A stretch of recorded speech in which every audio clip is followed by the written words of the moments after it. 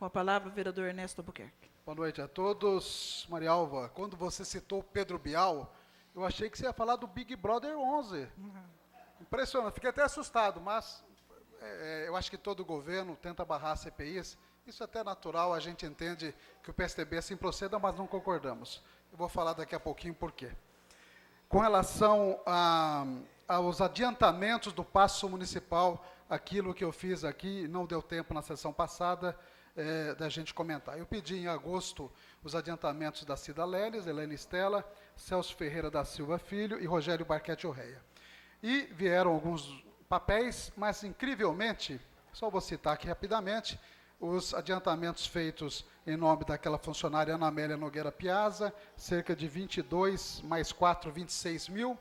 Em nome da Cida Leles, nós temos aqui 8.500 em 2009, 30 mil em 2010, Celso Ferreira da Silva, 32.300, Barquete, 22 mil reais. E o que mais me chamou a atenção, olha só a argumentação exemplar que o Barquete me mandou.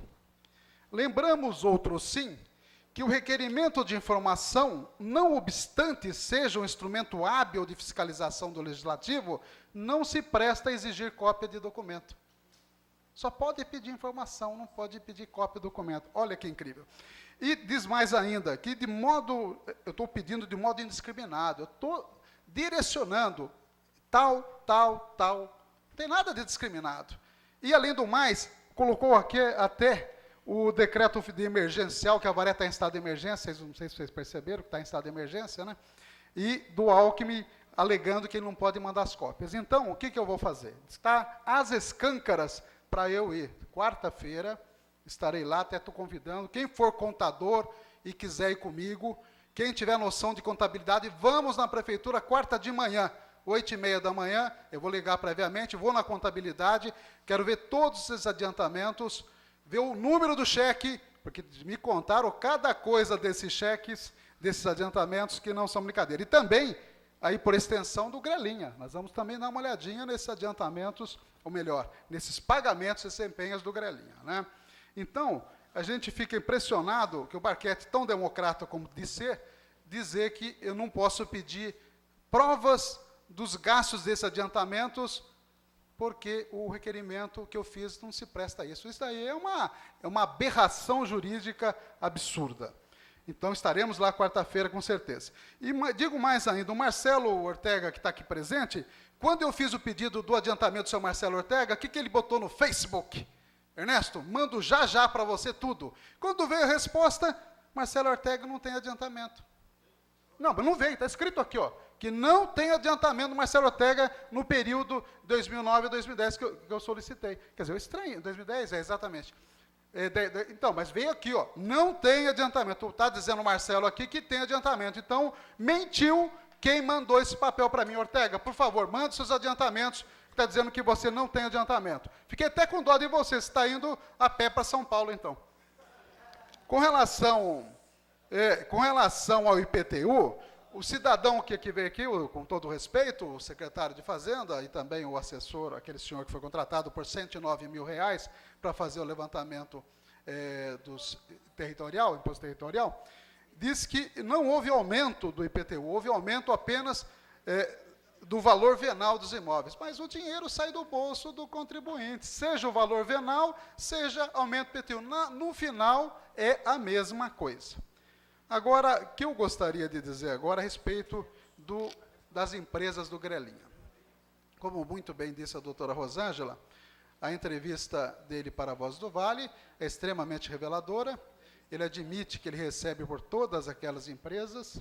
Ele admite que tem muitas empresas, Reinaldo Natal, Fernanda Natal, Avalimp, tem também a Cristiano Carvalho Lima, João Fragoso Júnior, todas as empresas ligadas a ele, Avaterra.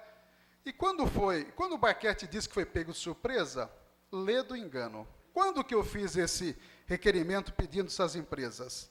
Dia 8 de março de 2010 e 15 de março de 2010.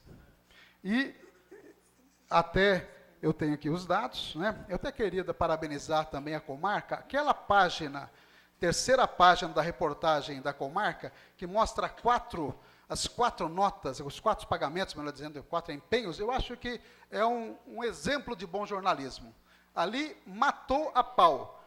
4 empresas de nomes diferentes, todos recebidas o dinheiro pelo senhor João Fragoso Júnior, o Grelinha. Quer dizer, ali, jornalisticamente, realmente foi muito interessante, né? Em 21 de julho de 2009, e o Barquete disse que não sabia de nada, hein? Verde Limp recebeu 17.400. 13 de 8 de 2009, olha só a sequência, a mesma empresa, R$ 78.000. 27 do 11, olha a sequência, tudo 2009. Fernanda Natal, que é a esposa do Grelinha, 79.980. 7 de dezembro, mesma Fernanda Natal, 79.964. Olha só, gente. 30 do, não desmarca, hein? 30 de 12 de 2009, Abatel, 79.890. Então, quando você vê isso aqui, olha a sequência. Finalzinho de novembro e dezembro, olha a sequência, 3 praticamente, dá quase 250 mil, numa pancada assim. Só os dados 2009 e 2010 ainda dizem aqui que não querem que tenha CPI. Obviamente, a CPI é fundamental nesse caso, e a CPI não fica entre 4 paredes, não, as pessoas sendo ouvidas, é aqui no plenário, e isso que eles não querem. Eu até respeito a opinião do PSDB, que acha que não deve investigar porque o governo é deles. Não concordo, mas respeito a opinião deles. Agora, os demais, até para honrar o trabalho de vereador, pelo menos deveriam assinar. Porque quem não deve, aquela velha história, não teme, e também não treme, mas tem gente, pelo jeito, tremendo. Eu defendo, portanto, a CPI, né, porque é fundamental até para a transparência desse governo. Eu queria, só para terminar, tem mais alguns assuntos, mas falar do SAMU rapidamente. Para vocês, eu estive aqui, no finalzinho da audiência, foi muito interessante, tinha 16 prefeitos aqui, e eu perguntei, e o médico responsável pelo SAMU, Serviço de Atendimento Médico de Urgência, me confirmou, eu perguntei, 50% é verba do governo federal, 25% deveria ser verba do governo estadual, e 25% dos municípios. Aqui, na nossa região, é 50% do governo Dilma e 50% dos municípios. Quando eu fiz essa pergunta, foi aquele mal-estar geral, porque tinha muitos, naturalmente, prefeitos simpáticos ao vosso partido, presidente. E daí o médico, o doutor Rodrigo, disse realmente o estado de São Paulo, o estado mais rico da nação, não entra com um tostão furado para o SAMU.